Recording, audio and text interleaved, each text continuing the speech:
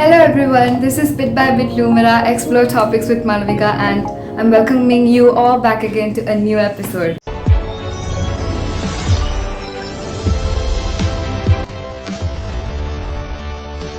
Video start ചെയ്തതിന് മുമ്പ് എനിക്ക് പറയേണ്ടത് I have no degree in biotechnology. So പക്ഷെ ഞാൻ ഈ പറഞ്ഞിരിക്കുന്ന വീഡിയോ ഒരുപാട് റിസർച്ച് ചെയ്ത് കണ്ടുപിടിച്ച കാര്യങ്ങളാണ് ഈ ഒരു ടൈമിൽ ഞാൻ നിങ്ങളോട് പറയുന്നത്. സോ എനിക്ക് ഒരു വീഡിയോ ചെയ്യുമ്പോൾ അതിനൊരു ഒതൻസിറ്റി ഉണ്ടാവണമെന്ന് ഞാൻ വിശ്വസിക്കുന്നുണ്ട്. So that's the reason why I am saying this to you. Biotechnology എന്ന് പറയുന്ന topic is a very vast സബ്ജക്റ്റാണ് പഠിക്കാൻ വേണ്ടിയിട്ട്. ആൻഡ് ഇൻഫാക്റ്റ് ഞാനൊരു BTech ഗ്രാജുവേറ്റ് ആണ്. അപ്പം എനിക്ക് BTechൽ പോലും ബയോടെക്നോളജി ബയോ ഇൻഫർമാറ്റിക്സ് ഒക്കെ പഠിക്കാനുണ്ടായിരുന്നു. And I have study till +2 ഞാൻ ബയോ സയൻസിനെ പഠിച്ചത്. അപ്പോൾ ആക്ച്വലി ബയോടെക്നോളജി ഒരു വലിയൊരു ശാഖയാണ്. You have heard about genetic engineering. So ഇതൊക്കെ ഈ പറഞ്ഞിരിക്കുന്ന കമ്പ്യൂട്ടർ ജെനറ്റിക്സ് ഒക്കെ ആക്ച്വലി ഒരുപാട് കാര്യങ്ങൾ ബയോടെക്നോളജി ബേസ് ചെയ്ത് പഠിക്കാനുണ്ട്. അപ്പോൾ എനിക്ക് എല്ലാം ഒന്നും ഒരു വീഡിയോയിൽ കവർ ചെയ്യാൻ പറ്റില്ല. പക്ഷേ ഏറ്റവും ഇമ്പോർട്ടൻ്റ് ആയിട്ട് പക്ഷെ അറിഞ്ഞിരിക്കണം എന്ന് എനിക്ക് തോന്നുന്ന ബേസിക് കാര്യങ്ങൾ ഉണ്ടാവില്ല, അതായത് എല്ലാ സിറ്റിസൺസും അറിഞ്ഞിരിക്കേണ്ട ബേസിക് കാര്യങ്ങളാണ് ഞാൻ ഈ ഒരു വീഡിയോയിലേക്ക് ഇന്ന് പറയാൻ വേണ്ടി പോകുന്നത്. So when we talk about biotechnology, ആദ്യം 2 തരം ബയോടെക്നോളജി ഉണ്ടെന്നാണ് ഫസ്റ്റ് മനസ്സിലാക്കേണ്ടത്. ഒന്നിന് നമ്മൾ കൺവെൻഷണൽ ബയോടെക്നോളജി എന്നും രണ്ടാമത്തത് നമ്മൾ മോഡേൺ ബയോടെക്നോളജി എന്ന് വിളിക്കുക. So what is A conventional biotechnology? Conventional biotechnology എന്ന് പറഞ്ഞാൽ ജസ്റ്റ് ഇത്രയേ ഉള്ളൂ. അതായത് നമ്മുടെ കൺവെൻഷണൽ മെത്തേഡ് അല്ലെങ്കിൽ സിമ്പിൾ ബേസിക് ആയിട്ടുള്ള മെത്തേഡ്സ് യൂസ് ചെയ്തിട്ട് നമ്മളൊരു ജനറ്റിക് മെറ്റീരിയലിനെയോ അല്ലെങ്കിൽ ജനറ്റിക് മെറ്റീരിയലിന് ഒരു മാനിപ്പുലേഷൻ നടത്താതെ നമ്മൾ ചെയ്യുന്ന പ്രോസസ്സിനെയാണ് കൺവെൻഷണൽ ബയോടെക്നോളജി എന്ന് പറയുന്നത്. If you want an example for that I can give an example like fermentation, അതുപോലെ ബ്രീഡിങ് മുതലായ പ്രോസസ്സൊക്കെ ജനറ്റിക് മാനിപ്പുലേഷൻ ചെയ്യാതെ ചെയ്യുന്ന പ്രോസസ്സുകളാണ്. സോ ഇതിനെ നമുക്ക് കൺവെൻഷണൽ ബയോടെക്നോളജിയിൽ ഇൻക്ലൂഡ് ചെയ്യാം. അതേസമയം ഞാൻ ഇപ്പോൾ പറയുകയാണെങ്കിൽ ഒരു മോഡേൺ ബയോടെക്നോളജി, അതേസമയം മോഡേൺ ബയോടെക്നോളജി എന്ന് പറയുന്നത് നമ്മളിപ്പോൾ ഈ ജനറ്റിക് മാനിപ്പുലേഷൻ നടത്തുകയാണെങ്കിൽ ആ നടത്തുന്ന മെത്തേഡിലൂടെ നമ്മൾ എന്തെങ്കിലും കാര്യം ചെയ്യുന്നതിനെയാണ് മോഡേൺ ബയോടെക്നോളജി എന്ന് പറയുന്നത്. എക്സാമ്പിൾ വളരെ പ്രൊമിനൻ്റ് ആയിട്ടുള്ള കുറച്ച് എക്സാമ്പിൾസ് പറയുകയാണെങ്കിൽ ഇപ്പം DNA ഫിംഗർ പ്രിൻറ്റിങ്, അതുപോലെ തന്നെ നമ്മൾ പുതിയ വാക്സിൻസ് ഉണ്ടാക്കുക. ഇപ്പോൾ നമ്മൾ ഇൻസുലിൻ പ്രൊഡക്ഷൻ നടത്തുന്നില്ലേ, ഇപ്പം എങ്ങനെ പറയാം, ഇപ്പോൾ ഒരു ഷുഗർ പേഷ്യൻറ്റിന് നമ്മൾ ഇൻസുലിൻസ് കൊടുക്കുന്നത് എങ്ങനെയാണെന്ന് വെച്ചാൽ ഈക്കോളൈ ബാക്ടീരിയയുടെ ഒക്കെ പണ്ട് പഠിച്ചിട്ടുണ്ടാവും സ്കൂളിലൊക്കെ. +2 വരെ ബയോ പഠിച്ച ആൾക്കാർ എന്തായാലും ഇത് പഠിച്ചിട്ടുണ്ടാവും. സോ ഇതൊക്കെ ബേസിക്കലി നമ്മൾ ജനറ്റിക് മാനിപ്പുലേഷൻ നടത്തുന്നുണ്ട്. സോ ഇതുകൊണ്ട് തന്നെ ഇതൊക്കെ മോഡേൺ ബയോടെക്നോളജി ഇൻക്ലൂഡഡ് ആണെന്ന് നമുക്ക് പറയാൻ വേണ്ടി പറ്റും. അടുത്തത് ഞാൻ പറയാൻ പോകുന്ന topic what is A cell and what is A stem cell ആണ്. സെൽ എന്ന് പറഞ്ഞു കഴിഞ്ഞാൽ it's A structural and functional unit of A human body എന്ന് പറയുന്നതാണ് സെല്ല്. ഇനി സെല്ല് തന്നെ 2 തരത്തിലാണ് നമുക്ക് പറയാൻ വേണ്ടി പറ്റുന്നത്. ഒന്നിനെ നമുക്ക് സൊമാറ്റിക് സെല്ലെന്ന് അഥവാ ബോഡി സെൽ എന്നൊക്കെ പറയും. അതേപോലെ തന്നെ രണ്ടാമത്തെ സെല്ലാണ് റീപ്രൊഡക്റ്റീവ് സെൽ അല്ലെങ്കിൽ ജേം സെൽ എന്ന് പറയും. അപ്പോൾ what is A somatic cell, what is A germ cell? അതായത് ബോഡിയിൽ നമ്മുടെ റീപ്രൊഡക്ഷൻ എല്ലാം യൂസ് ചെയ്യാത്ത സെല്ലുകളൊക്കെ സൊമാറ്റിക് സെല്ലാണെന്നും റീപ്രൊഡക്ഷന് മാത്രമായിട്ടുള്ള സെല്ലുകൾ എന്ന് പറയുന്നത് ജേം സെല്ലാണെന്ന് മനസ്സിലാക്കി ഞാൻ വിശ്വസിക്കുന്നു. ഇനി അടുത്തത് എന്താണ് ഒരു സ്റ്റെം സെൽ എന്നാണ്. സ്റ്റെം സെൽ എന്ന് പറഞ്ഞു കഴിഞ്ഞാൽ ഇതൊരു അൺഡിഫറൻഷിയേറ്റഡ് സെല്ലാണ്. അതായത് നമുക്കൊരു സൊമാറ്റിക് സെല്ലാണോ ജേം സെല്ലാണോ എന്ന് ഡിഫറൻഷിയേറ്റ് ചെയ്ത് പറയാൻ വേണ്ടി പറ്റില്ല. അങ്ങനത്തെ സെല്ലുകളെയാണ് നമ്മൾ സ്റ്റെം സെൽ എന്ന് പറയുന്നത്. സോ സ്റ്റെം സെല്ല് വേറെ ഏതെങ്കിലും ഒരു സെല്ലായി മാറാനുള്ള എബിലിറ്റി ഉണ്ട്. ഈ സ്റ്റെം സെല്ലിനെ തന്നെ അതിൻ്റെ എബിലിറ്റിക്ക് അനുസരിച്ച് നമുക്ക് ഡിഫറെൻറ്റ് ഫോംസിൽ പറയാൻ വേണ്ടി പറ്റും. പ്ലൂറിപൊട്ടൻറ്റ്, ടോട്ടിപൊട്ടൻറ്റ്, മൾട്ടിപൊട്ടൻറ്റ് എന്നൊക്കെ. ഇപ്പം എന്താണ് ഈ പറഞ്ഞിരിക്കുന്ന ഓരോ പൊട്ടൻസ് എന്ന് ഞാൻ പറഞ്ഞു തരാം. ടോട്ടിപൊട്ടൻറ്റ് സെൽ എന്ന് പറഞ്ഞു കഴിഞ്ഞാൽ ഏത് സെല്ലായി മാറാനും ഇൻക്ലൂഡിങ് പ്ലാസിൻ്റെ, അതായത് എംബ്രിയോണിക് സെല്ലായിട്ട് പോലും മാറാനുള്ള കേപ്പബിലിറ്റി ഉള്ള ഒരു സ്റ്റെം സെല്ലാണെങ്കിൽ അതിനെ നമ്മൾ ടോട്ടിപൊട്ടൻറ്റ് സെൽ എന്ന് പറയും. അതായത് ഒരു ഫുൾ ബോഡിയിലെ എല്ലാ സെല്ലായി മാറാനുള്ള എബിലിറ്റിയും ഈ ടോട്ടിപൊട്ടൻറ്റ് സെല്ലിനുണ്ട്. ഇനി അടുത്ത ടൈപ്പ് ഓഫ് സെല്ലാണ് നമ്മൾ പ്ലൂറിപൊട്ടൻറ്റ് സെൽ എന്ന് പറയുന്നത്. പ്ലൂറിപൊട്ടൻറ്റ് സെൽ എന്ന് പറഞ്ഞു കഴിഞ്ഞാൽ ബോഡിയിലെ ഏത് സെല്ലായി മാറാനുള്ള കേപ്പബിലിറ്റി ഉണ്ട് എക്സെപ്റ്റ് എംബ്രിയോണിക് സെൽ അഥവാ പ്ലാസൻ്റ് ഒഴികെ ബാക്കി ഏത് സെല്ലായിട്ട് മാറാനുള്ള കഴിവ് ഈ സൊമാറ്റിക് സെല്ലിനുണ്ട്. അങ്ങനെ കഴിവുള്ള സൊമാറ്റിക് സെല്ലിനെയാണ് പ്ലൂറിപൊട്ടൻറ്റ് സെൽ എന്ന് പറയുന്നത് എന്നാണ്. മൾട്ടിപൊട്ടൻറ്റ് സെൽ എന്ന് പറഞ്ഞു കഴിഞ്ഞാൽ അതിന് ഡിഫറെൻറ്റ് ടൈപ്പായിട്ട് മൾട്ടിപ്പിൾ ടൈപ്സ് ആയിട്ട് ഡിഫറൻഷിയേറ്റ് ചെയ്യാനുള്ള കപ്പാസിറ്റി ഉണ്ട്. പക്ഷെ അതിൻ്റെ ഒരു ലിമിറ്റഡ് കപ്പാസിറ്റി എന്നാണ് പറയുള്ളൂ. ഫോർ എക്സാമ്പിൾ ഈ അഡൾട്ട് സ്റ്റെം സെൽസ് ഒക്കെ മൾട്ടിപൊട്ടൻറ്റ് സെല്ലാണെന്നുള്ളത് മനസ്സിലാക്കേണ്ടതാണ്. സോ ഇപ്പോൾ നമ്മൾ സ്റ്റെം സെല്ല് പറഞ്ഞു. സ്റ്റെം സെല്ലിലെ different types of potent cells, അതായത് ടോട്ടിപൊട്ടൻറ്റ്, മൾട്ടിപൊട്ടൻറ്റ്, പ്ലൂറിപൊട്ടൻറ്റ് ഒക്കെ പറഞ്ഞു. ഇനി ഇനി ഒരു ടൈപ്പ് ഓഫ് സ്റ്റെം സെൽസും കൂടെ ഉണ്ട്, അതിനാണ് ഹെമറ്റോപോയറ്റിക് സെൽസ് എന്ന് പറയുന്നത്. ഈ ഹെമറ്റോപോയറ്റിക് സെൽസിന്റെ എന്താന്ന് വെച്ച് കഴിഞ്ഞാൽ, ഹെമറ്റോ എന്നൊക്കെ കേൾക്കുമ്പോൾ തന്നെ ഇറ്റ്സ് ബ്ലഡ് റിലേറ്റഡ് ആണെന്ന് മനസ്സിലാക്കുക. ഹെമറ്റോ ഈ ഹീമോഗ്ലോബിൻ എന്നൊക്കെ കേട്ടില്ല. അപ്പം ഹെമറ്റോപോയറ്റിക് സെൽസ് ബ്ലഡ് റിലേറ്റഡ്, അതായത് നമുക്ക് RBC, WBC, പ്ലേറ്റ്ലെറ്റ്സ്, ഈ പറഞ്ഞിരിക്കുന്ന ഏത് സെല്ലായി മാറാനും ഈ സ്റ്റെം സെല്ലിന് പറ്റും. ബ്ലഡിലുള്ള RBC, WBC, പ്ലേറ്റ്ലെറ്റ്സ് പോലത്തെ സെല്ലായി മാറാൻ വേണ്ടി പറ്റും. പക്ഷെ വേറെ സെല്ലുകളായിട്ടൊന്നും മാറാൻ വേണ്ടി ഇതിനുള്ള കപ്പാസിറ്റി ഇല്ല എന്നതുകൂടെ മനസ്സിലാക്കുക. അതിനാണ് ഹെമറ്റോപോയറ്റിക് സെൽ, ബ്ലഡ് സെൽസ് ആണത്. പിന്നെ അഡൾട്ട് ബ്ലഡ് സെൽസ് എന്നൊക്കെ വേണമെങ്കിൽ പറയാം, ബ്ലഡ് സ്റ്റെം സെൽസ് എന്നൊക്കെ വേണമെങ്കിൽ പറയാൻ വേണ്ടി പറ്റും. സോ നിങ്ങൾക്ക് സ്റ്റെം സെൽ എന്താണെന്ന് മനസ്സിലായെന്ന് ഞാൻ വിശ്വസിക്കുന്നു. അടുത്തത് ഒരു സെനോബോട്ട് എന്താണ് എന്നുള്ളതാണ് ഞാൻ പറയാൻ പോണത്. സെനോബോട്ട് എന്ന് പറഞ്ഞു കഴിഞ്ഞാൽ വേൾഡിൽ ലിവിങ് ടിഷ്യൂ വെച്ചുണ്ടാക്കിയ ആദ്യത്തെ റോബോട്ടാണ് സെനോബോട്ട് എന്ന് പറയുന്നത്. So when I say xenobot, റോബോട്ടാന്നൊക്കെ പറയുമ്പോൾ നോർമലി നമ്മൾ കാണുന്ന റോബോട്ടിനെ പോലെ ഒന്നും ചിന്തിക്കാൻ പാടില്ല. It's not like that. Okay, ഇത് 100% ഫ്രോഗ് DNA എന്നാണ് ഉണ്ടാക്കിയിരിക്കുന്നത്. ആൻഡ് സെനോബോട്ട് എന്ന് പറയുന്ന പേര് വന്നേക്കുന്നത് ആക്ച്വലി ഒരു ആഫ്രിക്കൻ ക്ലോൺഡ് ഫ്രോഗിൽ നിന്നാണ്. And it is known as Xenopus laevis എന്ന് പറയുന്ന ഒരു അക്വാട്ടിക് ഫ്രോഗിൽ നിന്നാണ് സെനോബോട്ട് എന്ന് പറയുന്ന പേര് വന്നിരിക്കുന്നത്. അപ്പോൾ നമ്മൾ സെനോബോട്ട് എന്ന് പറയുന്നൊരു ലിവിങ് ടിഷ്യൂ ഉണ്ടാക്കിയ റോബോട്ടാന്ന് പറഞ്ഞു. But what is it's application? എന്തിനാണ് ഈ സാധനം ഉണ്ടാക്കിയത്, ഇതുകൊണ്ട് എന്തോ ഉപകാരം എന്നുള്ളത് ഞാൻ പറഞ്ഞുതരാം. സോ ഇതിൻ്റെ പൊട്ടൻഷ്യൽ അപ്ലിക്കേഷൻ എന്ന് പറയുന്നത്, ഒന്ന് നമുക്ക് മെഡിസിനിൽ യൂസ് ചെയ്യാൻ വേണ്ടി പറ്റും. നമ്മുടെ ഒരു ടാർഗറ്റഡ് ഏരിയയിലേക്ക് നമുക്ക് ഡ്രഗ്സ് കൊണ്ടുപോകണമെങ്കിൽ, അതുപോലെ തന്നെ ബോഡിയിൽ ഇപ്പം നമുക്കറിയാം മൈക്രോ പ്ലാസ്റ്റിക്സ് ഒരുപാട് വരുന്നുണ്ട്. അപ്പോൾ ഈ ബോഡിയിൽ ഈ മൈക്രോ പ്ലാസ്റ്റിക്സ് റിമൂവ് ചെയ്യണമെങ്കിൽ, അതുപോലെ തന്നെ ഒരു ടിഷ്യൂ റീജനറേറ്റ് ചെയ്യണമെങ്കിലൊക്കെ നമുക്ക് ഈ റോബോട്ടിനെ കൊണ്ടുപോയിട്ട് അത് ചെയ്യാൻ വേണ്ടി പറ്റും. രണ്ടാമത്തത് നമ്മുടെ പൊല്യൂഷൻ, അതുപോലെ തന്നെ ടോക്സിൻസ്, അക്വാട്ടിക് ഇക്കോസിസ്റ്റം ഒക്കെ മോണിറ്റർ ചെയ്യാനും ക്ലീനപ്പ് ചെയ്യാനൊക്കെ എൻവയറൺമെന്റ് ബേസിസിലും നമുക്ക് ഈ ഒരു സെനോബോട്ടിനെ യൂസ് ചെയ്യാൻ വേണ്ടി പറ്റും. ഇനി റിസർച്ച് ഫീൽഡിൽ എടുക്കുകയാണെങ്കിൽ നമുക്കൊരു ഡിസീസ് മോഡലിംഗ് ആയിക്കോട്ടെ, അതുപോലെ തന്നെ സെൽ ബിഹേവിയർ മനസ്സിലാക്കാനൊക്കെ, അതിൻ്റെ ഡെവലപ്മെന്റ് മനസ്സിലാക്കാനൊക്കെ നമുക്ക് സെനോബോട്ടിനെ യൂസ് ചെയ്യാം. ഇനി ബയോടെക്നോളജിയിൽ എടുക്കുകയാണെങ്കിൽ നമുക്ക് ബയോ കമ്പ്യൂട്ടിംഗ്, അതുപോലെ തന്നെ സ്മാർട്ട് ബയോ സെൻസേഴ്സ്, ലിവിങ് മെഷീൻസിനൊക്കെ നമുക്ക് ഈ സെനോബോട്ട് യൂസ് ചെയ്യാൻ വേണ്ടി പറ്റുന്നതാണ് എന്നുള്ളതും ഇവിടെ മനസ്സിലാക്കാം. So this is a first programmable organism and ഇതൊരു ആഫ്രിക്കൻ ക്ലോൺഡ് ഫ്രോഗ് ആയിട്ടുള്ള സെനോപ്പസ് ലാവസിൽ നിന്നാണ് ഉണ്ടായതെന്ന് മനസ്സിലാക്കേണ്ടതാണ്. So this is all about xenobot. ഇനി സെനോബോട്ടിന്റെ എല്ലാ കാര്യങ്ങളും ഞാൻ നേരത്തെ കാണിച്ചിരിക്കുന്ന ഒരു പിക്ചറിനകത്ത് സെനോബോട്ടിന്റെ ഏറ്റവും ഇമ്പോർട്ടൻ്റ് ആയിട്ടുള്ള എല്ലാ ഡീറ്റെയിൽസും കൊടുത്തിട്ടുണ്ട്. സോ നിങ്ങൾക്ക് ഈ സെനോബോട്ടിനെ കുറിച്ച് കൂടുതൽ അറിയണമെങ്കിൽ ജസ്റ്റ് ആ ഒരു സ്ഥലത്തിൽ പോസ് ചെയ്യുക, ജസ്റ്റ് സീ എവറിത്തിങ് അണ്ടർസ്റ്റാൻഡ്. അടുത്തത് നമ്മൾ പറയാൻ പോകുന്നത് റീജനറേറ്റീവ് മെഡിസിൻ എന്താണെന്നാണ്. മെഡിസിൻ എന്ന് പറയുന്ന ഒരു ടെക്നോളജി അല്ലെങ്കിൽ ഒരു ഫീൽഡ് ഓഫ് സയൻസ് ആണെന്ന് പറയാം. ഇത് നമ്മുടെ ഏതെങ്കിലും ഒരു ഡിസീസ്ഡ് ആയിട്ടുള്ള സെല്ല്, അല്ലെങ്കിൽ ഒരു ഡാമേജ്ഡ് ടിഷ്യൂ, അല്ലെങ്കിൽ ഒരു ഓർഗൻ എന്തോ ആയിക്കോട്ടെ, അതിനെയൊക്കെ നമുക്ക് റീപ്ലേസ് ചെയ്യണം, അല്ലെങ്കിൽ നമുക്ക് അതിനെ റിപ്പയർ ചെയ്യണം, അല്ലെങ്കിൽ നമുക്ക് അതിനെ റീജനറേറ്റ് ചെയ്യണമെങ്കിൽ അതിനുവേണ്ടി ഉപയോഗിക്കുന്ന ടെക്നോളജി അല്ലെ ഫീൽഡ് ഓഫ് സയൻസിനെയാണ് നമ്മൾ റീജനറേറ്റീവ് മെഡിസിൻ എന്ന് പറയുന്നത്. ഈ റീജനറേറ്റീവ് മെഡിസിനിൽ 3 ടൈപ്സ് ഓഫ് തെറപ്പീസ് ആണുള്ളത്. ഒന്നിനെ നമ്മൾ സ്റ്റെം സെൽ തെറപ്പി എന്ന് പറയും, രണ്ടാമത്തതിനെ പ്ലാസ്മ തെറപ്പി എന്ന് പറയും, ആൻഡ് മൂന്നാമത്തതിനെയാണ് നമ്മൾ കോവാലസെന്റ് പ്ലാസ്മ തെറപ്പി എന്ന് പറയുന്നത്. So coming to stem cell therapy, ഇപ്പോൾ നമ്മൾ ഈ പറഞ്ഞിരിക്കുന്ന ഡിസീസ്ഡ് ടിഷ്യൂ, അല്ലെങ്കിൽ ഡാമേജ്ഡ് സെല്ല്, അല്ലെങ്കിൽ അതുപോലെ തന്നെ ഓർഗൻസ്, ഇതൊക്കെ നമുക്ക് റീപ്ലേസ് ചെയ്യണം, റീജനറേറ്റ് ചെയ്യണം, റിപ്പയർ ചെയ്യണം എന്ന് വിചാരിക്കുക. And if we are using A stem cell, അതിനെ നമ്മൾ പറയുന്നതാണ് സ്റ്റെം സെൽ തെറപ്പി എന്നുള്ളത്. ഇതേ സമയം നമ്മൾ പ്ലാസ്മയാണ് ഉപയോഗിക്കുന്നതെങ്കിൽ അതിനെ പ്ലാസ്മ തെറപ്പി എന്ന് വിളിക്കും. ഇനി കോവാലസെന്റ് പ്ലാസ്മ തെറപ്പി എന്ന് പറഞ്ഞു കഴിഞ്ഞാൽ ഇത്രയേ ഉള്ളൂ. അതായത് നമ്മൾ ഒരു ഡിസീസ്ഡ് ആയിട്ടുള്ള ഒരു ആ പേഴ്സൺ അതിൽ നിന്ന് ക്യൂർ ആയെന്ന് വിചാരിക്കുക. അപ്പോൾ അയാളുടെ ക്യൂർ ആയിട്ടുള്ള ആ പേഴ്സന്റെ പ്ലാസ്മ എടുത്തിട്ട് പുതിയതായിട്ട് ഡിസീസ് ക്യൂർ ചെയ്തെടുക്കുന്ന വേറൊരു ഒരു പേഷ്യൻറ്റ്, ആ പേഷ്യൻ്റെ ബോഡിയിലേക്ക് നമ്മൾ ഇഞ്ചെക്ട് ചെയ്ത് ആൻറ്റിബയോട്ടിക്സ് ട്രാൻസ്ഫർ ചെയ്യുന്ന മെത്തേഡിനെയാണ് കോവാലസെന്റ് പ്ലാസ്മ തെറപ്പി എന്ന് പറയുന്നത്. ഓരോന്നിലെയും എന്തൊക്കെ കാര്യങ്ങളാണ് ശരിക്കും നടക്കുന്നത്, ചെയ്യുന്നത് എന്നുള്ളത് ഞാൻ പറഞ്ഞുതരാം. പ്ലാസ്മ തെറാപ്പിയിൽ ബേസിക്കലി അത് വർക്ക് ചെയ്യുന്നത് എങ്ങനെയാണെന്ന് വെച്ച് കഴിഞ്ഞാൽ, നമ്മൾ ആദ്യം ബ്ലഡ് കളക്ട് ചെയ്യുന്നു. അതാണ് സെൻട്രിഫ്യൂഗ് എന്ന് പറയുന്ന ഒരു സാധനമുണ്ട്, നമ്മൾ ലാബിലൊക്കെ പോയി കഴിഞ്ഞാൽ കാണാം. പ്ലാസ്മ വേർതിരിക്കുന്ന ഒരു സംഭവമാണ്.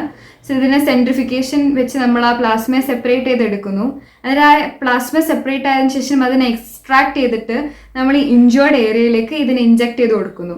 ഇതിനാണ് പ്ലാസ്മ തെറാപ്പി എന്ന് പറയുന്നത്. ഇത് കോമൺലി നമ്മൾ യൂസ് ചെയ്യുന്ന എവിടെയാണെന്ന് ചോദിച്ചാൽ, ഒന്ന് ഓർത്തോപീഡിയാക്സിൽ യൂസ് ചെയ്യും, ഇപ്പോൾ ജോയിന്റ്, ലിഗമെന്റ്, ടെൻഡൻസിലൊക്കെ ഉപയോഗിക്കാൻ വേണ്ടി പറ്റും. ഡെർമറ്റോളജിയിൽ യൂസ് ചെയ്യാം, ലൈക്ക് ഹെയർ, സ്കിൻ ആൻഡ് റെജുവിനേഷനൊക്കെ പ്ലാസ്മ തെറാപ്പി യൂസ് ചെയ്യാം. അതുപോലെ തന്നെ സ്പോട്ട് ഇഞ്ചുറീസും അതുപോലെ തന്നെ സോഫ്റ്റ് ടിഷ്യൂ ഹീലിങ്ങിനൊക്കെ നമുക്ക് ഈ പറഞ്ഞിരിക്കുന്ന പ്ലാസ്മ തെറാപ്പി യൂസ് ചെയ്യാൻ വേണ്ടി പറ്റും. ഇനി ഇതിൻ്റെ ബെനിഫിറ്റ്സ് എന്താണെന്ന് ചോദിച്ചു കഴിഞ്ഞാൽ, നാച്ചുറലി ഇത് ഹീലിംഗ് പ്രൊമോട്ട് ചെയ്യുന്നുണ്ട്, ഇൻഫ്ലമേഷനും പെയിനും റെഡ്യൂസ് ചെയ്യുന്നുണ്ട്. പിന്നെ എന്ന് പറഞ്ഞാൽ ടിഷ്യൂ റീജനറേഷൻ സ്റ്റിമുലേറ്റ് ചെയ്യാണ്. അതുപോലെ തന്നെ ഇത് പേഷ്യൻറ്റിൻ്റെ ഓൺ ബ്ലഡ് ആണ് യൂസ് ചെയ്യുന്നത് കൊണ്ട് തന്നെ അതിൻ്റെ റിസ്ക് എന്ന് പറയുന്നത് വളരെ കുറവാണ്. കോവാലസെന്റ് പ്ലാസ്മ തെറാപ്പി വർക്ക് ചെയ്യുന്നതെന്ന് പറഞ്ഞുതരാം. ഇപ്പം നമ്മൾ കോവിഡിൻ്റെ ഒക്കെ സമയത്ത് നമ്മൾ ചൈനയിലൊക്കെ ബേസിക്കലി ഈ പറഞ്ഞിരിക്കുന്ന കോവാലസെന്റ് പ്ലാസ്മ തെറാപ്പി യൂസ് ചെയ്തിട്ട് ആണ് COVID-19 വാക്സിൻസ് ഒക്കെ ക്രിയേറ്റ് ചെയ്തുകൊണ്ടിരുന്നത്. സോ എന്താണ് ഇവർ കോവാലസെന്റ് പ്ലാസ്മ തെറാപ്പിയിൽ ചെയ്യുന്നതെന്ന് ഞാൻ ഇവിടെ ഒരു പിക്ചർ കൊടുത്തിട്ടുണ്ട്. ഇവിടെ നമുക്ക് കണ്ടാൽ അറിയാം, ഒരു COVID-19 നിന്നും റിക്കവർ ചെയ്തിരിക്കുന്ന ഒരു ഡോണർ, ആ ഡോണറിന്റെ SARS-CoV-2 ന്യൂട്രലൈസിങ് ആന്റിബോഡി ഉണ്ട്. ആ ആന്റിബോഡിയുള്ള ഡോണറിന്റെ ബ്ലഡിൽ നിന്നും പ്ലാസ്മ എടുക്കുന്നു. എന്നിട്ട് നമ്മൾ എന്ത് ചെയ്യുന്നു എന്ന് വെച്ച് കഴിഞ്ഞാൽ പേഷ്യന്റ് വിത്ത് COVID-19 നമ്മൾ അത് ഇൻഡ്യൂസ് ചെയ്യാണ് ചെയ്യുന്നത്. ഇനി നമ്മൾ പറയാൻ പോകുന്നത് കോഡ് ബ്ലഡ് ബാങ്കിങ് എന്താണെന്നാണ്. കോഡ് ബ്ലഡ് എന്ന് പറഞ്ഞു കഴിഞ്ഞാൽ, ഒരു കുട്ടി ജനിച്ചു കഴിഞ്ഞാൽ അമ്മയുടെ പ്ലാസന്റേനകത്തും അതുപോലെ തന്നെ ഇപ്പോൾ ഉംബിലിക്കൽ കോഡ് എടുക്കുകയാണ്, അവിടെയൊക്കെ ആക്ച്വലി ബ്ലഡ് ഉണ്ടാവുമല്ലോ. ആ ബ്ലഡിനകത്ത് സ്റ്റെം സെൽസ് ഉണ്ട്. ഈ സ്റ്റെം സെൽ എന്ത് ചെയ്യുമെന്ന് വെച്ച് കഴിഞ്ഞാൽ, ഇത് നമ്മൾ പുറത്തോട്ടേക്ക് എടുക്കും. എന്നിട്ട് നമ്മൾ നല്ല നല്ല ഫ്രീസിങ് പോയിന്റ് ഓഫ് അത്രയും പോയിന്റിൽ നമ്മൾ അതിനെ പ്രിസർവ് ചെയ്ത് വെക്കും ക്രയോജനിക്കലി. എന്നിട്ട് നമുക്ക് എപ്പോഴാണോ ആവശ്യമുള്ളത്, ഇപ്പോൾ സ്റ്റെം സെൽ നമുക്ക് എന്തെങ്കിലും ഒരു ഇപ്പോൾ സ്കിന്നിന് എന്തെങ്കിലും ഒരു ഇഷ്യൂ വന്നു, അപ്പോൾ നമുക്ക് അവിടെ സ്റ്റെം സെൽസ് വേണം റീജനറേറ്റ് ചെയ്യണമെങ്കിൽ, ആ സ്റ്റെം സെൽസ് നമുക്ക് എടുത്തിട്ട് നമ്മുടെ സ്റ്റെം സെൽ യൂസ് ചെയ്തിട്ട് നമുക്കത് റെഡിയാക്കാൻ വേണ്ടി പറ്റും. ഇൻ കേസ് എന്തെങ്കിലും ഒരു ഇഷ്യൂ വരുവാണെങ്കിൽ. ഇതിനാണ് നമ്മൾ സ്റ്റെം സെൽ തെറപ്പി എന്ന് പറയുന്നത്. And actually it's quite expensive ആണ് ഇത് ചെയ്യാൻ വേണ്ടി, ബട്ട് സ്റ്റിൽ യു ഹാവ് ഇങ്ങനൊരു ഓപ്പർച്യൂണിറ്റി ഉണ്ട് എന്നുള്ളത് മനസ്സിലാക്കുക. ഇതാണ് കോഡ് ബ്ലഡ് ബാങ്കിങ് എന്ന് പറയുന്നത്. നമ്മുടെ അത് ഇങ്ങനെ അവർ ബ്ലഡ് സ്റ്റോർ ചെയ്യുന്നത് പോലെ ഇതും ഒരു ബ്ലഡ് ആണല്ലോ, അപ്പോൾ ഇതും ഈ സെൽസും സ്റ്റെം സെൽസും ഇവർ സ്റ്റോർ ചെയ്ത് വെക്കും എന്നുള്ളത് മനസ്സിലാക്കുക.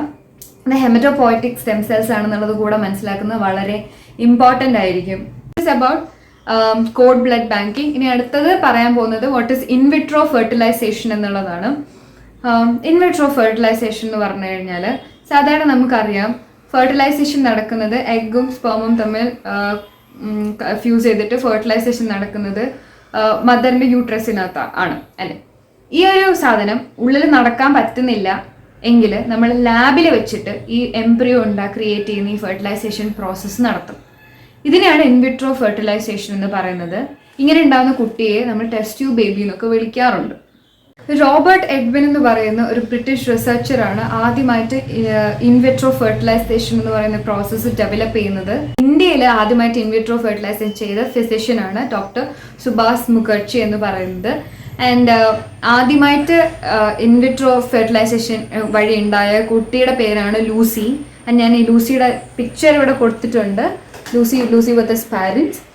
ഇന്ത്യയിലെ ഫസ്റ്റ് ടെസ്റ്റ് ട്യൂബ് ബേബിയാണ് ദുർഗ എന്ന് പറയുന്നത്. ഒന്നുകൂടെ മനസ്സിലാക്കുക. പിന്നെ ഈ ഇൻവിട്രോ ഫെർട്ടിലൈസേഷൻ ഉപയോഗിച്ച് തന്നെ ഒരു 74 years ഓൾഡ് ആയിട്ടുള്ള ഈരമാട്ടി മങ്കയമ്മ എന്ന് പറയുന്ന ഒരു ലേഡിക്ക് കുട്ടി ഉണ്ടായിട്ടുണ്ട്. And she is the oldest mother ever to give birth.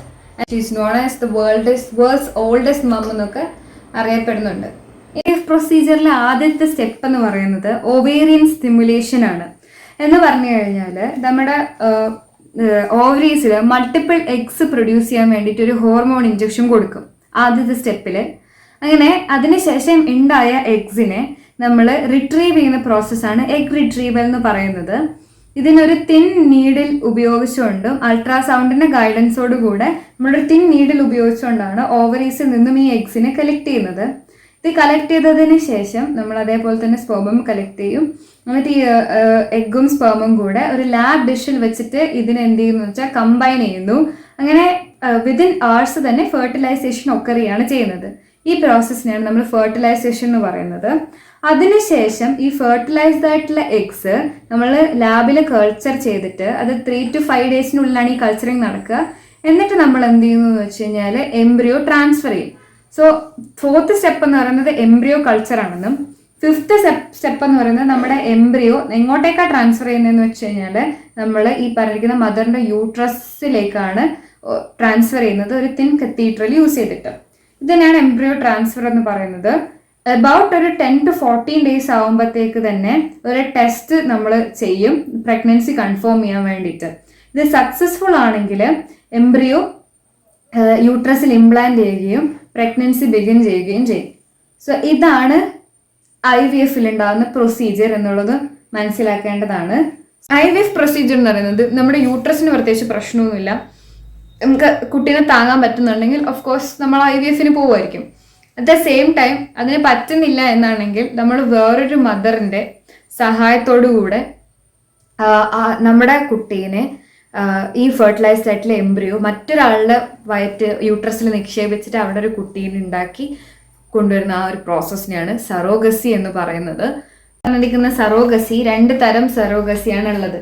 ഒന്നിന് നമ്മൾ ട്രഡീഷണൽ സറോഗസി എന്ന് പറയും, അതുപോലെ തന്നെ രണ്ടാമത്തതിന് ജസ്റ്റേഷണൽ സറോഗസി എന്ന് പറയും. എന്താണ് ഈ ട്രഡീഷണൽ സറോഗസി? ട്രഡീഷണൽ സറോഗസി എന്ന് പറഞ്ഞു കഴിഞ്ഞാൽ ഇവിടെ നമ്മുടെ സറോഗേറ്റ് മദറിന്റെ എഗ് ആണ് യൂസ് ചെയ്യുന്നത്. അതായത് ഗർഭപാത്രം കൊടുക്കാന്ന് പറയുന്ന ഒരു ആളുടെ എഗ്ഗില്ലേ, ആ വ്യക്തിയുടെ എഗ്ഗാണ് ഉപയോഗിക്കുന്നതെങ്കിൽ, അതായത് സറോഗേറ്റ് മദറിന്റെ എഗ്ഗാണ് ഉപയോഗിക്കുന്നതെങ്കിൽ അതിനെയാണ് നമ്മൾ ട്രഡീഷണൽ സറോഗസി എന്ന് പറയുന്നത്. ഇത് ഇന്ത്യയിൽ ബാൻഡ് ആണ്, ഇത് ഇന്ത്യയിൽ ചെയ്യില്ല. ഇനി രണ്ടാമത്തെന്ന് പറയുന്നത് ജസ്റ്റേഷണൽ സറോഗസിയാണ്. ഇവിടെ സറോഗേറ്റ് ഈ പറഞ്ഞിരിക്കുന്ന കുട്ടിയായിട്ട് ബയോളജിക്കലി ഒരു കണക്ഷനും ഇല്ല, ജസ്റ്റ് യൂട്രസ് മാത്രമേ കൊടുക്കുന്നുള്ളൂ. ഈ പറഞ്ഞിരിക്കുന്ന എഗ്ഗും സ്പേമും ഫെർട്ടിലൈസേഷൻ ആയിട്ടുള്ള എംബ്രിയോ ഒക്കെ കപ്പിൾസിൻ്റെ തന്നെയായിരിക്കും. But they are only using the uterus of another woman. അപ്പൊ അതിനെയാണ് നമ്മൾ എന്തെന്ന് പറയുന്നത് ഈ പറഞ്ഞിരിക്കുന്നത് ജസ്റ്റേഷണൽ സറോഗസി എന്ന് പറയുന്നത്. ഇത് ലീഗലാണ് ഇന്ത്യയിൽ എന്നുള്ളത് മനസ്സിലാക്കാം. ഇന്ത്യയിൽ ഒരുപാട് സറോഗസി റിലേറ്റ് ചെയ്തിട്ടുള്ള റെഗുലേഷൻ ആക്ട്സ് ഉണ്ട്. അപ്പൊ നമുക്ക് എന്തൊക്കെയാ ഈ ആക്ട് എന്നുള്ളത് മനസ്സിലാക്കാം. സറോഗസി റെഗുലേറ്റ് ചെയ്യുന്നത് സറോഗസി റെഗുലേഷൻ ആക്ട് ഓഫ് 2021 പ്രകാരമാണ്. ഇതിക്ക് വേണ്ടിയിട്ട് ഒരു ക്ലിനിക് ഉണ്ടാക്കുന്നുണ്ടെങ്കിൽ അതിന് കമ്പൽസറി ആയിട്ട് രജിസ്ട്രേഷൻ വേണം എന്നുള്ളതാണ് ആദ്യത്തെ ഈ പറഞ്ഞിരിക്കുന്ന റെഗുലേഷൻ പ്രകാരമുള്ളത്. രണ്ടാമത്തെ കാര്യം എന്ന് വെച്ചാൽ കൊമേഴ്ഷ്യലൈസേഷൻ ഓഫ് സറോഗസി, അതായത് പൈസ ഉണ്ടാക്കാൻ വേണ്ടിയിട്ട് യൂട്രസ് കൊടുക്കുന്ന പരിപാടി നടക്കൂല. വളരെ അത്രയും അത്യാവശ്യമാണ്. ഇപ്പോൾ ഒരു കുട്ടീനെ ഒരു കപ്പിൾസിന് വേണം എന്നുള്ളതാണെങ്കിൽ അങ്ങനെ മാത്രമേ പറ്റൂ, അല്ലാതെ commercialisation of surrogacy it's prohibited. ഇതാണ് റെഗുലേഷൻസിന്റെ ഈ പറഞ്ഞ റെഗുലേഷൻ ആക്ടിന്റെ കീ ഫീച്ചർ എന്ന് പറയുന്നത്. ഈ റെഗുലേഷൻസ് മര്യാദയ്ക്ക് ഇംപ്ലിമെന്റ് ചെയ്യുന്നുണ്ടോ നോക്കാൻ വേണ്ടിയിട്ട് നാഷണൽ ആൻഡ് സ്റ്റേറ്റ് ലെവൽസിൽ സറോഗസി ബോർഡ്സ് ഉണ്ട്. നമ്മൾ ഈ കൊമേഴ്ഷ്യലൈസേഷൻ ഓഫ് സറോഗസിയോ അല്ലെങ്കിൽ നമ്മൾ ഈ പറഞ്ഞ സറോഗേറ്റ് മദറിനെ എക്സ്പ്ലോയിറ്റ് ചെയ്യാനോ ശ്രമിക്കുന്നുണ്ടെങ്കിൽ ഈ പറഞ്ഞ റെഗുലേഷൻ ആക്ട് പ്രകാരം നമുക്ക് 10 വർഷം ഇംപ്രിസൺമെന്റ് കിട്ടും. അതുപോലെ തന്നെ നമ്മൾ 10 ലക്ഷം രൂപ അടക്കേണ്ട വരും. സ്ക്രീനിൽ eligibility criteria of intended couples and അതേപോലെ തന്നെ സറോഗേറ്റ് മദറിന്റെ എലിജിബിലിറ്റി ഞാൻ പറഞ്ഞുതരാം സറോഗസി എടുക്കാൻ വേണ്ടിയിട്ടുള്ള. ഒന്നാമത്തെന്ന് പറയുന്നത് നമ്മളിപ്പം സറോഗസി എടുക്കണം എന്ന് വിചാരിക്കുന്ന ഒരു കപ്പിൾ ഉണ്ടാവുമല്ലോ, സർട്ടിഫിക്കറ്റ് ഓഫ് എസെൻഷ്യാലിറ്റി എന്ന് പറയുന്ന ഒരു സർട്ടിഫിക്കറ്റ് വേണം. അതുപോലെ തന്നെ ഈ പറഞ്ഞ കപ്പിൾ ഒരു ഇന്ത്യൻ സിറ്റിസൺ ആയിരിക്കണം. അതുപോലെ തന്നെ അവര് ലീഗലി മാരീഡ് ആയിട്ട് അറ്റ്ലീസ്റ്റ് 5 വർഷമെങ്കിലും കഴിഞ്ഞിരിക്കണം. അപ്പോൾ മാത്രമേ അവർക്ക് സറോഗസിക്ക് ഇവരെ എലിജിബിൾ ആവുള്ളൂ. ഇനി ഇവരുടെ ഏജ് ക്രൈറ്റീരിയ നോക്കുകയാണെങ്കിൽ വൈഫിന് 23യും അതുപോലെ തന്നെ 23 to 50 ഇയേഴ്സും, ഹസ്ബൻഡിന്റെ കേസ് നോക്കുകയാണെങ്കിൽ ഒരു 26 വയസ്സ് മുതൽ 55 വയസ്സ് വരെയുള്ള ആൾക്കാർക്ക് സറോഗസിക്ക് വേണ്ടിയിട്ട് അപ്ലൈ ചെയ്യാം. അടുത്തത് സറോഗേറ്റ് മദറിന്റെ കാര്യം പറയുകയാണെങ്കിൽ ഈ പറഞ്ഞിരിക്കുന്ന ഇന്റൻഡഡ് ആയിട്ടുള്ള കപ്പിൾസിന്റെ ക്ലോസസ്റ്റ് റിലേറ്റീവ് ആയിരിക്കണം. അതായത് അവരുടെ റിലേറ്റീവിന് മാത്രമേ അവർക്ക് സറോഗേറ്റ് മദർ ആക്കാൻ വേണ്ടി പറ്റുള്ളൂ. ആൻഡ് ഈ പറഞ്ഞിരിക്കുന്ന സറോഗേറ്റ് മദർ മാരീഡും ആയിരിക്കണം. അതുപോലെ തന്നെ ഈ സറോഗേറ്റ് മദറിന് ഒരു കുട്ടിയെങ്കിലും സ്വന്തമായിട്ട് ഉണ്ടായിരിക്കണം, സ്വന്തം ഒരു കുട്ടിയെങ്കിലും ഉണ്ടായിരിക്കണം, എന്നാലേ ഒരു സറോഗേറ്റ് മദർ ആവാൻ വേണ്ടി പറ്റുള്ളൂ. ആൻഡ് ഏജ് ക്രൈറ്റീരിയ നോക്കുകയാണെങ്കിൽ സറോഗേറ്റ് മദർ ഒരു 25 വയസ്സിനും 35 വയസ്സിനും ഇടയിലുള്ള ഒരാളായിരിക്കണം. ആൻഡ് ജീവിതത്തിൽ ഒറ്റ പ്രാവശ്യം മാത്രമേ അയാൾക്ക് സറോഗസി എടുക്കാൻ വേണ്ടി പറ്റുള്ളൂ. ഇപ്പൊ ഞാനോ നിങ്ങളോ ആരെങ്കിലും ഒരാൾ സറോഗസിക്ക് റെഡി ആവുകയാണെങ്കിൽ അത് ഒറ്റ പ്രാവശ്യം മാത്രമേ സറോഗസി ചെയ്യാൻ വേണ്ടി പറ്റുള്ളൂ. ഒരു പ്രാവശ്യം സറോഗസി ചെയ്ത മദറിന് പിന്നീട് ഒരിക്കലും സറോഗസി എടുക്കാൻ വേണ്ടി പറ്റില്ല എന്നുള്ളത് മനസ്സിലാക്കേണ്ടതാണ്. ഡിവോഴ്സ്ഡ് ആയിട്ടുള്ള ഒരു ഇന്ത്യൻ വുമണിന് സറോഗസി എടുക്കാൻ പറ്റുമോ എന്ന് ചോദിച്ചു കഴിഞ്ഞാൽ ഡെഫിനറ്റ്ലി സറോഗസി എടുക്കാൻ വേണ്ടി പറ്റും. ഈ പറഞ്ഞ ആള് 35 to 45 വയസ്സിനും ഇടയിലായിരിക്കണം. 2024 ഈ പറഞ്ഞിരിക്കുന്ന നമ്മുടെ സറോഗസി റെഗുലേഷൻ ആക്ടിന് ഒരു ഭേദഗതി അല്ലെങ്കിൽ അമെൻമെന്റ് കൊണ്ടുവരികയും ഈ അമെൻമെന്റോട് കൂടെ നമുക്ക് സറോഗസി ഒരു ഡോണർ ഗാമേറ്റ് വെച്ച് ചെയ്യാൻ വേണ്ടി പറ്റുന്നു ഒരു പ്രൊവിൻഷൻ വന്നു. അപ്പൊ ഇത് ചെയ്യണമെങ്കിൽ ഡിസ്ട്രിക്ട് മെഡിക്കൽ കൗൺസിലിന്റെ ഒരു സർട്ടിഫിക്കറ്റ് വേണം, സ്റ്റേറ്റിംഗ് ദാറ്റ് ഈ പറഞ്ഞിരിക്കുന്ന ഈ ചെയ്യാൻ ഉദ്ദേശിക്കുന്ന ഇന്റൻഡഡ് കപ്പിൾസ്, അതായത് സറോഗസിക്ക് വേണ്ടി നിൽക്കുന്ന ഇന്റൻഡഡ് കപ്പിൾസിന് എന്തെങ്കിലും ഒരു മെഡിക്കൽ ഇഷ്യൂ ഉണ്ട്, അതായത് അവർക്ക് ഈ ഇന്റൻഡഡ് കപ്പിൾസിന് ഒരു ഡോണർ ഗാമേറ്റ് ഇല്ലാതെ സറോഗസ് സ്വന്തമായിട്ട് പ്രൊഡ്യൂസ് ചെയ്യാൻ പറ്റുന്നില്ല, ഒരു ഡോണർ ഗാമേറ്റിന്റെ ആവശ്യമുണ്ട് എന്നുള്ളതിന്റെ ഒരു സർട്ടിഫിക്കറ്റ് ഡിസ്ട്രിക്ട് മെഡിക്കൽ കൗൺസിലിന് കിട്ടുവാണെങ്കിൽ അവർക്ക് ഒരു ഡോണർ ഗാമേറ്റ് വെച്ചിട്ടും സറോഗസി നടത്താൻ വേണ്ടി പറ്റും. ഇതൊരു നല്ലൊരു എക്സാമ്പിൾ ഒക്ടോബർ 2023 ഈ സുപ്രീം കോർട്ടിൽ വെച്ചിട്ട് Arun Muthuvel versus union of India എന്ന് പറയുന്ന ഒരു കേസ് ഉണ്ടായിരുന്നു. ആ കേസിൽ ഈ പറഞ്ഞിരിക്കുന്ന ആളുടെ വൈഫ് MRKA സിൻഡ്രോം എന്ന് പറഞ്ഞൊരു സിൻഡ്രോം ഉണ്ടായിരുന്നു. സോ അതുകൊണ്ട് തന്നെ ഒരു ഡോണർ എഗ് അത്യാവശ്യമായി വേണ്ടി വന്നു. സോ ഈ ഒരു കേസോടുകൂടെ ഈ കേസിന്റെ ബേസിസിലാണ് ഈ പറഞ്ഞ അമെൻമെന്റ്സ് കൊണ്ടുവന്നതും അതോടുകൂടെ ഒരു ഡോണർ എഗ് കിട്ടുകയും ചെയ്തിട്ടുണ്ടായിരുന്നു. ആക്ടാണ് assisted reproductive technology act of 2021. ഈ ആക്ട് പ്രകാരം ERT ക്ലിനിക്സും അതുപോലെ തന്നെ ഡോണർ ഗാമീറ്റ്സിന് വെച്ചേക്കുന്ന ബാങ്കും actually national registry of banks and clinics of ഇന്ത്യന്റെ അണ്ടറിലായിരിക്കണം. അതുപോലെ തന്നെ ഇത് നമുക്ക് സ്ക്രീൻ ചെയ്യാനും കളക്ട് ചെയ്യാനും സ്റ്റോർ ചെയ്യാനും ഈ രജിസ്റ്റേർഡ് ആർട്ട് ബാങ്ക്സിന് പറ്റും.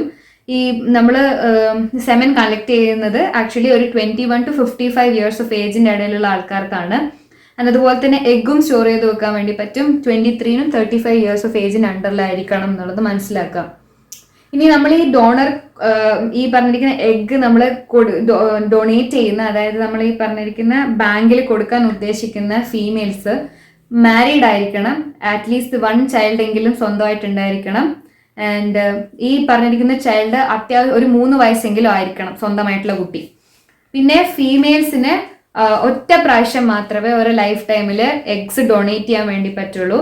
ആൻഡ് ഈ പറഞ്ഞ ഡൊണേറ്റ് ചെയ്യുന്ന സമയത്ത് 7 എഗ്ഗ് വരെയാണ് റിട്രീവ് ചെയ്യാൻ പറ്റുള്ളൂ ഈ പറഞ്ഞിരിക്കുന്ന ഫീമെയിൽ ബോഡിയിൽ നിന്നും.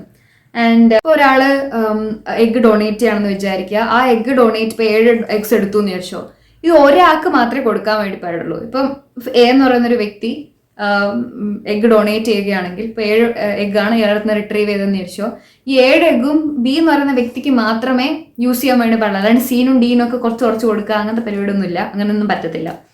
ART സർവീസ് ഒരു സിംഗിൾ മദറിനോ ഒരു മാരീഡ് കപ്പിളിനോ ചെയ്യാൻ വേണ്ടി പറ്റും. 21നും 50 വയസ്സിനും ഇടയിലായിരിക്കണം. ഇനി മാനിന്റെ കേസ് പറയുകയാണെങ്കിൽ 21നും 55 വയസ്സിനും ഇടയിലായിരിക്കണം. ആൻഡ് ഈ മാരീഡ് ആയിട്ടുള്ള കപ്പിൾസ് എന്ന് പറയുന്നത് ഇൻഫെർട്ടൈൽ ആണെങ്കിലൊക്കെയാണ് നമുക്കിത് കൊടുക്കാൻ വേണ്ടി പറ്റുള്ളൂ. അൺരജിസ്റ്റേർഡ് ആയിട്ടുള്ള ആർട്ട് ക്ലിനിക്സോ എംബ്രിയോ സെല്ലിയ ഇങ്ങനത്തതൊക്കെ പണിഷ്മെന്റ് ഉള്ള കാര്യങ്ങളാണ്. വയലേഷൻസ് നടന്നു കഴിഞ്ഞാൽ 10 വർഷം വരെ തടവുണ്ട്. അതുപോലെ തന്നെ 25 ലക്ഷം രൂപയാണ് പിഴയായിട്ട് അടയ്ക്കേണ്ടത്. അടുത്തത് പറയാൻ പോകുന്നത് വാട്ട് ഇസ് ക്ലോണിങ് എന്നുള്ളതാണ്. ക്ലോണിംഗ് എന്ന് പറഞ്ഞു കഴിഞ്ഞാൽ എക്സാക്ട് ഫോട്ടോകോപ്പി ഉണ്ടാക്കുന്നതിനാണ് ക്ലോണിംഗ് എന്ന് പറയുന്നത്. നമ്മൾ ക്ലോൺ ചെയ്യുക, ഇപ്പോൾ വെബ്സൈറ്റ് ക്ലോൺ ചെയ്യുന്ന പറഞ്ഞു കഴിഞ്ഞാൽ നമ്മൾ അത് എക്സാക്ട് ഫോട്ടോകോപ്പി ഉണ്ടാക്കി വെക്കുക, അതാണ് ക്ലോണിംഗ് എന്ന് പറയുന്നത്. സോ ഒരു ലിവിങ് സെല്ലിനെയോ അല്ലെ ഫുൾ ബോഡിനെയോ നമുക്ക് ക്ലോൺ ചെയ്തെടുക്കാൻ വേണ്ടി പറ്റും. നമ്മൾ ചെയ്തിരിക്കുന്ന ഒരു ഇമ്പോർട്ടൻ്റ് ആയിട്ടുള്ള ക്ലോണിങ് ചെയ്തിരിക്കുന്നത് ഡോളി എന്ന് പറയുന്ന ഷീപ്പിൽ ചെയ്തത് അറിയായിരിക്കും. ഞാൻ ഇവിടെ ഒരു പിക്ചർ കൊടുത്തിട്ടുണ്ട് ഡോളി ദ ഷീപ്പിനെ കുറിച്ചിട്ട്. സോ ഇത് ആക്ച്വലി ഒരു സൊമാറ്റിക് സെൽ ന്യൂക്ലിയർ ട്രാൻസ്ഫർ ടെക്നോളജിയാണ് ഇവിടെ ഉപയോഗിച്ചിരിക്കുന്നത്. Dolly is the first mammal to be cloned എന്നുള്ളത് മനസ്സിലാക്കുക. ഇനി ഡോളി ഷീപ്പിൽ എന്താണ് ആക്ച്വലി നടക്കുന്നത് എന്നാണ് ഞാൻ പറഞ്ഞുതരാൻ പോകുന്നത്. സോ ഡോളി ഷീപ്പിൽ നടക്കുന്നത് എന്താന്ന് വെച്ച് കഴിഞ്ഞാൽ, ഡോളി എങ്ങനെയാണ് ഉണ്ടായത്? ഡോളി എന്ന് പറയുന്നത് ഈ പറഞ്ഞ ക്ലോണിങ് ചെയ്തിട്ടുണ്ടായ ഒരു കുട്ടി ഷീപ്പാണ്. പക്ഷെ സോ ഇവിടെ നമ്മൾ എങ്ങനെയാണ് ഡോളി ഷീപ്പിനെ ഉണ്ടാക്കിയെന്നുള്ളൊരു കഥയാണ് പറയാൻ വേണ്ടി പോകുന്നത്. 2 ഷീപ്പ് ഉണ്ടായിരുന്നു. ഒന്നിനെ നമ്മൾ ഫൈൻ ഡോർസെന്റ് ടൈപ്പ് ഷീപ്പും, അതൊരു ഫീമെയിൽ ഷീപ്പായിരുന്നു. അതുപോലെ തന്നെ സ്കോട്ടിഷ് ബ്ലാക്ക് എന്ന് പറഞ്ഞിട്ട് വേറൊരു ഷീപ്പ് ഉണ്ടായിരുന്നു, ഇതും ഫീമെയിൽ ഷീപ്പാണ്. ഈ 2 ഷീപ്പും നമ്മൾ സെല്ല് പുറത്തെടുക്കുകയാണ്. ഒന്നാമത്തെ ഷീപ്പിൽ നിന്ന് സെല്ല് പുറത്തെടുത്തിട്ട് അതിനകത്ത് ന്യൂക്ലിയസ് മാത്രം, ആ സെല്ല് നമ്മുടെ ന്യൂക്ലിയസ് ഉണ്ടാവുമല്ലോ നമ്മുടെ, ആ ന്യൂക്ലിയസ് മാത്രം എടുത്ത് പുറത്ത് എക്സ്ട്രാക്ട് ചെയ്ത് വെച്ചു. രണ്ടാമത്തെ ഷീപ്പിൽ നിന്ന് സെല്ലെടുത്തു, അതിനകത്ത് നിന്ന് നമ്മൾ എന്ത് ചെയ്യുന്നു എന്ന് വെച്ചാൽ ന്യൂക്ലിയസ് പുറത്തെടുത്ത സെല്ല് നമ്മുടെ കയ്യിലും വെച്ചു. ഈ ആദ്യത്തെ ഷീപ്പിലെ ന്യൂക്ലിയസ് എടുത്തിട്ട് രണ്ടാമത്തെ ഷീപ്പിലെ സെല്ലിനകത്ത് ന്യൂക്ലിയസ് റിമൂവ് ചെയ്തല്ല അതിനകത്ത് നിന്ന്, എന്നിട്ട് ആ റിമൂവ്ഡ് ആയ പേസിൽ ഒന്നാമത്തെ ഷീപ്പിന്റെ ന്യൂക്ലിയസ് എടുത്ത് വെക്കുന്നു. ഓക്കെ, എന്നിട്ട് നമ്മൾ എന്ത് ചെയ്യുന്നു എന്ന് വെച്ചാൽ ഏതെങ്കിലും ഒരു ഷീപ്പ് 1ലോ ഷീപ്പ് 2ലോ നമ്മൾ ഇൻജെക്ട് ചെയ്ത് വെക്കുന്നു. എന്നിട്ട് എന്ത് ചെയ്യുന്നു, ആ ഇൻജെക്ട് ചെയ്ത സെല്ല് ഉപയോഗിച്ചിട്ട് ഓഫ് കോഴ്സ് ഒരു കുട്ടി ഉണ്ടാകുന്നു. ആ കുട്ടി എന്ന് പറയുന്നത് ആദ്യത്തെ ഷീപ്പിന്റെ എക്സാക്ട് ഫോട്ടോ കോപ്പി ആയിരിക്കും. നിങ്ങൾ ചോദിക്കും എന്തുകൊണ്ട് ആദ്യത്തെ ഷീപ്പിന്റെ എക്സാക്ട് ഫോട്ടോ കോപ്പി ആയത്?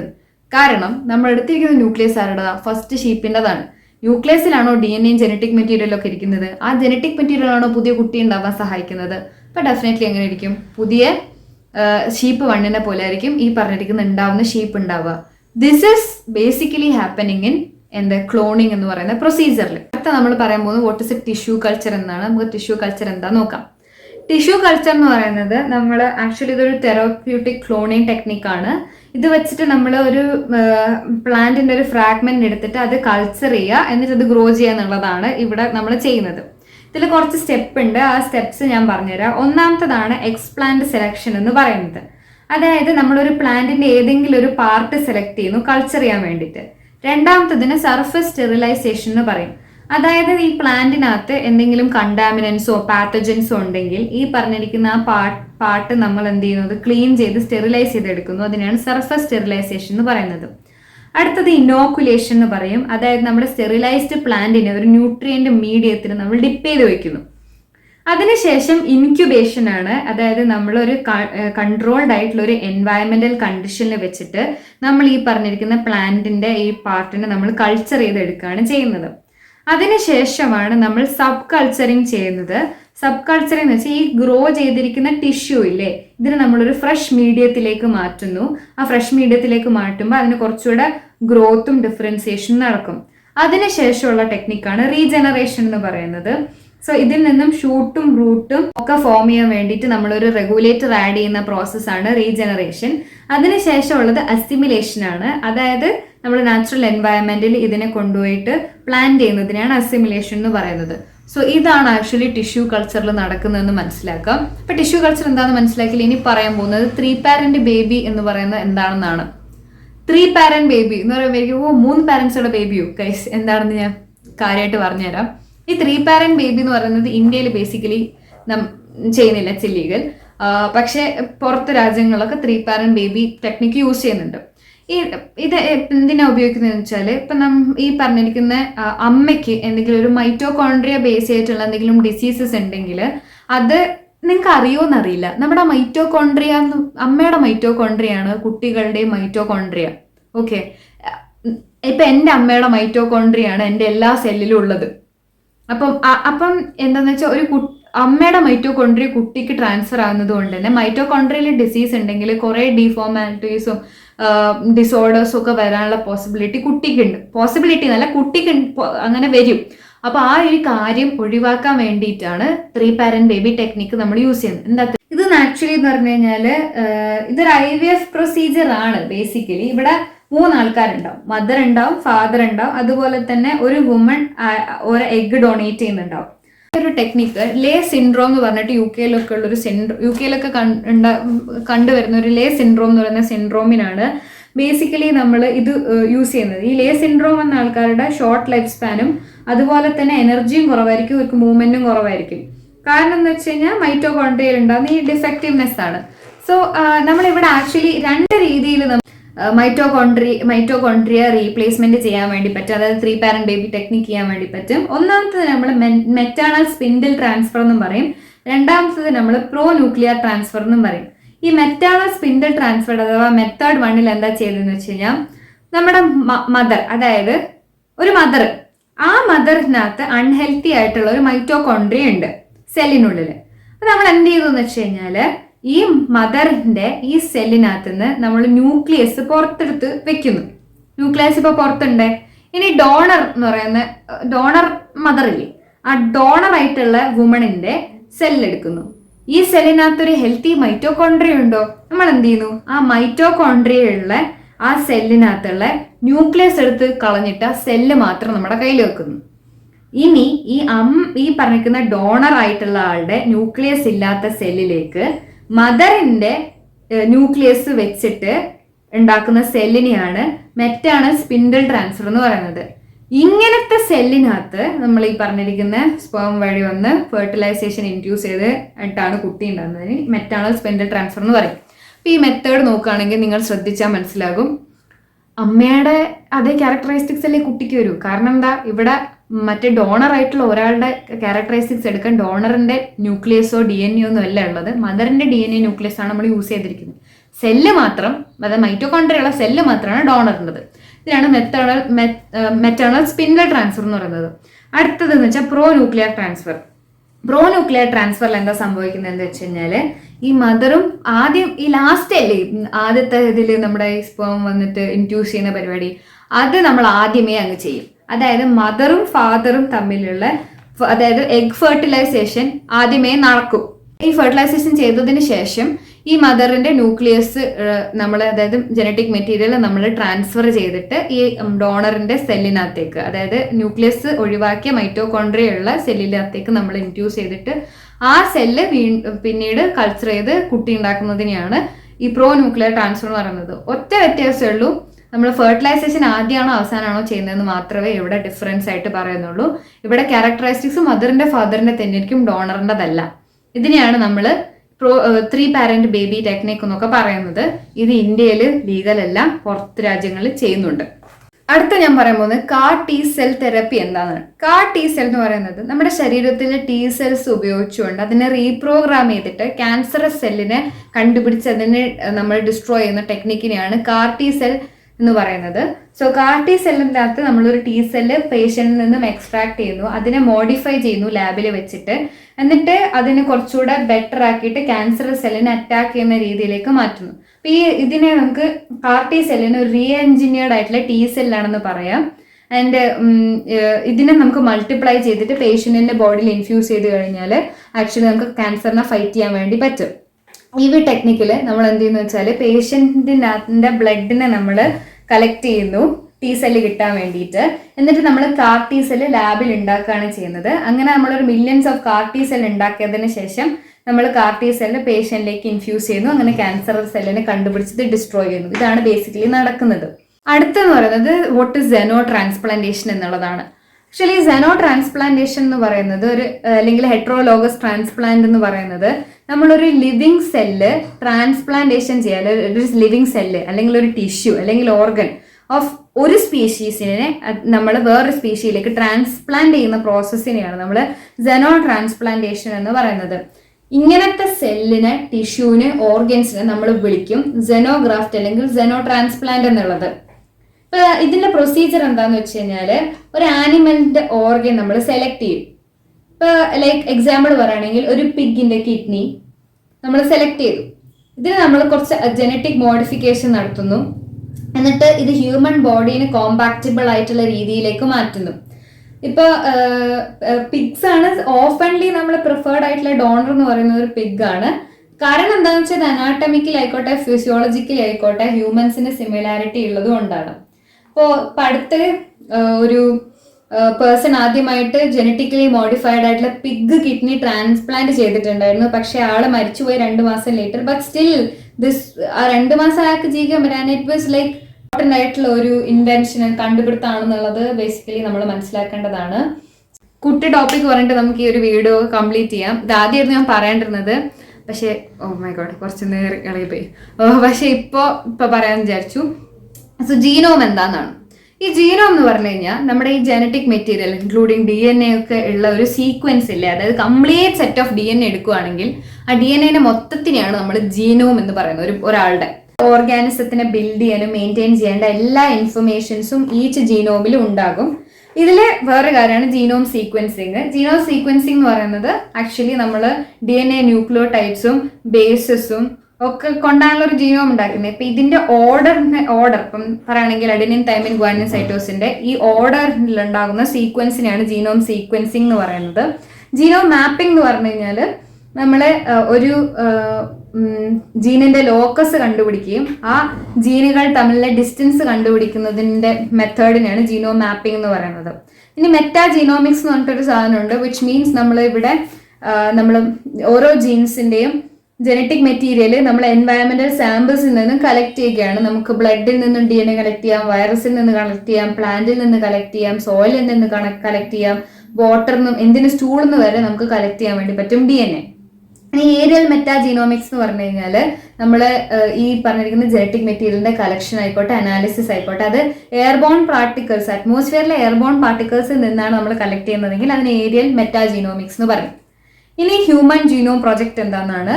ഇറ്റ്സ് ലൈക്ക് ഒരു ഇന്റർനാഷണൽ റിസർച്ച് എഫേർട്ടാണ് ആക്ച്വലി. നമ്മുടെ ഹ്യൂമൻ ജീനോമിനെ നമ്മൾ സീക്വൻസ് ചെയ്യുന്ന നമ്മുടെ ഈ പറഞ്ഞ ഹ്യൂമൻ ജീനോംസിന്റെ സീക്വൻസിനെ ഡിറ്റർമൈൻ ചെയ്തിട്ട് നമ്മുടെ ജീൻസിനെ ഐഡന്റിഫൈ ചെയ്യുന്ന ഒരു പ്രോസസ്സിനെയാണ് നമ്മൾ ഹ്യൂമൻ ജീനോം പ്രൊജക്ട് എന്ന് പറയുന്നത്. ഇത് കോർഡിനേറ്റ് ചെയ്യുന്നത് നാഷണൽ ഇൻസ്റ്റിറ്റ്യൂട്ട് ഓഫ് ഹെൽത്ത് ആണ്, അതുപോലെ തന്നെ US ഡിപ്പാർട്ട്മെന്റ് ഓഫ് എനർജി കൂടെയാണ്. നമ്മുടെ total number of genes in human body around ഒരു 24,000 ആണെന്ന് നമ്മൾ ഈ പറഞ്ഞിരിക്കുന്ന ഹ്യൂമൻ ജീനോം പ്രൊജക്റ്റിലൂടെ മനസ്സിലാക്കി. ആൻഡ് ഹ്യൂമൻ ജീൻസിനെ നോക്കുകയാണെങ്കിൽ 99.9% നമ്മളെല്ലാ ഹ്യൂമൻസും ഒരുപോലെയാണ്. 0.1% വേരിയേഷൻ ഉണ്ട്. ആ വേരിയേഷനാണ് നമ്മൾ ഓരോരുത്തരെയും യുണീക്ക് ആക്കുന്നത്. It wonderful. എനിക്കിത് ഞാൻ ഓരോ പ്രാവശ്യം ഇത് കേൾക്കുമ്പോഴും മനസ്സിലാക്കുമ്പോഴും ഞാനിങ്ങനെ ഭയങ്കര അമ്യൂസ്ഡ് ആയിട്ട് കാണുന്ന ഒരു കാര്യമാണത്. ഇനി ഇതേപോലെ തന്നെ ഇന്ത്യക്ക് ഒരു ജീനോം ഇന്ത്യ പ്രൊജക്റ്റ് ഉണ്ട്. ആൻഡ് ഇത് നമ്മുടെ 2023 ജനുവരിയിലാണ് ഇത് ഇനിഷ്യേറ്റ് ചെയ്യുന്നത്. ഇവിടെ നമ്മൾ എന്താ ചെയ്യുന്നതെന്ന് വെച്ച് കഴിഞ്ഞാൽ നമ്മൾ ഒരു 10,000 ഇൻഡിവിജ്വൽസിന് എടുക്കുന്നു, എന്നിട്ട് അവരുടെ ജീനോം സീക്വൻസിങ് ചെയ്യുന്നു. എന്നിട്ട് നമ്മൾ അവരുടെ ഡിസീസ് നേച്ചർ, ഇന്ത്യൻ പോപ്പുലേഷനിലെ ഡിസീസ് നേച്ചർ എങ്ങനെയാണെന്നും അതിനനുസരിച്ച് പ്രെഡിക്റ്റബിൾ ആയിട്ടുള്ള ഡയഗ്നോസിസ് നടത്താം എന്നുള്ള ഒരു ഐഡിയ ആണ് ജീനോം ഇന്ത്യ പ്രൊജക്റ്റിലുള്ളത്. ഇവിടെ നമ്മളൊരു ഹ്യൂജ് ഡേറ്റാ സെറ്റ് ഉണ്ട്, ഒരു 8 പെറ്റാബൈറ്റ് അത്രയും വലിപ്പമുള്ളത്. And it stored in Indian biological data centre in ഫരീദാബാദിലാണിത് നമ്മൾ സ്റ്റോർ ചെയ്ത് വെച്ചിരിക്കുന്നത്. ആൻഡ് ഇതൊരു ഇന്ത്യയുടെ ഫസ്റ്റ് ഇന്ത്യസ് നാഷണൽ റെപ്പോസിറ്ററി ആണ് ലൈഫ് സയൻസ് ഡേറ്റയുടെ എന്നുള്ളത് കൂടെ മനസ്സിലാക്കേണ്ടതാണ്. സോ ഇതിന്റെ പൊട്ടൻഷ്യൽ അപ്ലിക്കേഷൻ എന്താണെന്ന് വെച്ചാൽ അപ്പോൾ നമുക്ക് ബയോമെഡിക്കൽ റിസർച്ച് ആയിക്കോട്ടെ, ഡിസീസസിന്റെ ജനറ്റിക് ബേസിസ് എന്താണെന്നും അതിനനുസരിച്ചുള്ള ഒരു പൊട്ടൻഷ്യൽ ആയിട്ടുള്ള ഒരു ഡ്രഗ് ടാർജറ്റ് ഉണ്ടാക്കാനൊക്കെ നമുക്ക് ഈ പറഞ്ഞിരിക്കുന്ന ഡേറ്റ നമുക്ക് യൂസ് ചെയ്യാം. അതുപോലെ തന്നെ ഫാർമക്കോജെനസിസിൽ ഇത് യൂസ് ചെയ്യാൻ വേണ്ടി പറ്റും. അതായത് നമുക്ക് ഇൻഡിവിജ്വൽസ് ഏതൊക്കെ ഡിഫറെന്റ് ഡ്രഗ്സിനോട് ആണ് റെസ്പോണ്ട് ചെയ്യുന്നത് എന്നുള്ളത് അവരുടെ ജനറ്റിക് മേക്കപ്പ് വെച്ചിട്ട് മനസ്സിലാക്കാൻ വേണ്ടി പറ്റും. അഗ്രികൾച്ചറൽ ജീനോമിക്സിന് യൂസ് ചെയ്യാൻ വേണ്ടി പറ്റും. അതായത് നമുക്ക് ഡിസൈറബിൾ ആയിട്ടുള്ള ട്രേറ്റ്സ് ഉള്ള, അതായത് ഇപ്പം ഡിസീസ് റെസിസ്റ്റന്റ് നല്ല ഈൽഡ് തരുന്ന ന്യൂട്രീഷണൽ കണ്ടന്റ് ഒക്കെ തരുന്ന അങ്ങനത്തെ ക്രോപ്സ് നമുക്ക് ഉണ്ടാക്കി ഒരു ക്രോപ്പ് ഇംപ്രൂവ്മെന്റ് പ്രോഗ്രാം നടത്താൻ വേണ്ടി പറ്റും. പിന്നെ വരുന്നത് എവല്യൂഷണറി ബയോളജിയിലാണ്.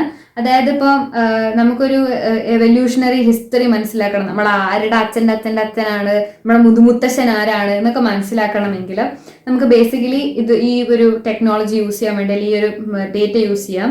അതുപോലെ തന്നെ കൺസർവേഷൻ ബയോളജി ആയിക്കോട്ടെ, നമുക്കൊരു സ്പീഷീസിനെ പ്രിസർവ് ചെയ്യണം, മാനേജ് ചെയ്യണമെങ്കിലൊക്കെ നമുക്ക് ഈ ഡേറ്റ യൂസ് ചെയ്യാൻ വേണ്ടി പറ്റുന്നതാണ്.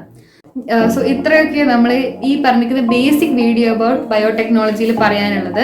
Little bit about the genetic engineering other steps are there. അത് നമുക്ക് പിന്നീട് ഒരു വീഡിയോ ആയിട്ട് ചെയ്യാം. സോ ഇതോടുകൂടെ നിങ്ങൾക്ക് കുറച്ചെങ്കിലും ഈ പറഞ്ഞിരിക്കുന്ന ടെക്നോളജിയെ കുറിച്ച് കാര്യങ്ങൾ മനസ്സിലായി എന്നാണ് ഞാൻ വിശ്വസിക്കുന്നത്. And if this video feels to you like informative ആയിട്ട് തോന്നുവാണെങ്കിൽ definitely do subscribe to my channel for more innovative and knowledge enhancing contents. So that's all. Love you so much. Thank you. So next video basically അടുത്ത video ഏതാണെന്ന് നമുക്ക് നോക്കാം. ഞാൻ തീരുമാനിച്ചില്ല guys. അപ്പോൾ okay everyone, bye. Love you so much.